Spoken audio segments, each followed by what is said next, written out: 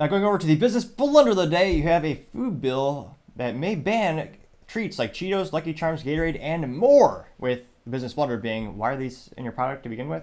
Now, this is actually brought to us thanks to Daily Mail, and they note that, quote, thousands of everyday snacks that face being banned in multiple states because their ingredients are linked to cancer, including products such as Flaming Hot Cheetos, Lucky Charms, and Gatorade. Granted, those are all like basically candy you don't need in your life, but again, I know kids like it. They note that legislation is being advanced in Democrat states over health concerns. Many of the additive targets have already been outlawed in Europe. I wonder if I can get rid of this advertisement. Not so much.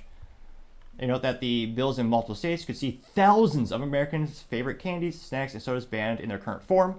Last October, California approved the historic Skittles ban, which outlawed 4 food additives linked to cancer and fertility issues, which is perhaps one of the most hypocritical things California could do, considering they believe in the sterilization of children, and yet they care about fertility issues with Skittles. Interesting. But granted, if it wasn't for double standards, there wouldn't be any standards at all for most of California. They note that now New York, Pennsylvania, and Illinois have advanced similar measures, targeting a total of 13 additives that again are already banned in European countries over alleged health risk. New Jersey and Missouri are also considering the bans. If passed, would force the companies to change their recipes or face legal action. Now, some of the candies include, Fruit Loops? I mean, that is just pure candy. So something in Fruit Loops, Lucky Charms, Trix, which again is a terrible, well, not just terrible, I wouldn't even call it food, a candy in a box. Also teaches kids to be mean to rabbits and not share, which perhaps is why so many Americans are greedy or they don't share. But nevertheless, apparently it has yellow 6, which has been linked to adrenaline tumors in rats and suggestions could cause hyperactivity. You have, what is this other one here? Let's see, that's yellow 5, yellow 6 can cause DNA mutations in white blood cells within 3 hours. I need to see the more research on this. And that apparently is in, that's in the Cheetos. You have titanium dioxide, which is linked to lung cancer in rats when airborne, but disputes over evidence. That apparently is in Doritos and Ruffles. You have Blue 1, which allegedly is concerns could cause kidney tumors and damage nervous cells. That's in Oreos. I haven't had that since the 90s. Anyway, I guess that makes sense. I guess that is still a dessert for some folks. You have Red 40, which in Europe, products must carry a warning label. Looks like that's in a cake mix. Then you have food dyes linked to cancer and hyperactivity in Mountain Dew and Gatorade, which, again, just candy in a can, or in this case, more accurately, a plastic bottle, or as Americans might say, bottle. Again, sometimes pronunciation eludes me. You also have Yellow 5, which cancer cells grow faster than when exposed in a study. That looks like it's in the Tostitos, the nacho cheese dip, which I'm pretty sure is just a derivative of nachos. I'm not sure how much real cheese is in there, to be honest. Then you also have Red 40, which contains benzene, which is linked to blood cancers and causes hyperactivity.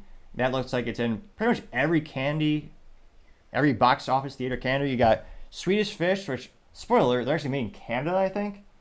It's not Swedish at all. So Swedish Fish, M&M's, Sour Patch, Hot Tamales, Nerds, Juju Beans, and Skittles. Talk about nostalgia. When was the last time you actually got a box of Juju Beans? I don't remember that. Scrolling down here. Now, they note that Brian Rowland, the director of Food and Safety at Consumer Reports, a campaign group which has championed the ban, says, quote, there's no consumer confusion on this issue. They want these chemicals out of foods. It looks like the states, California, Missouri, Illinois, Pennsylvania, New York, New Jersey. This guy's confused. What's up with this box of Trix? I shouldn't share it with my friends. That's what he's thinking. I'm telling you.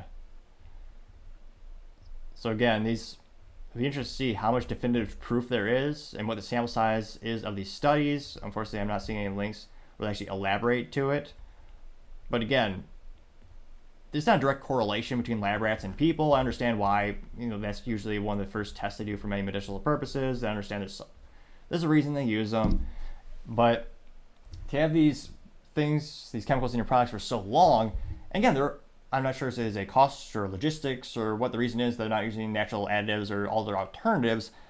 But again, this is they say like 1,000 products that they're going to have to change up their formulas.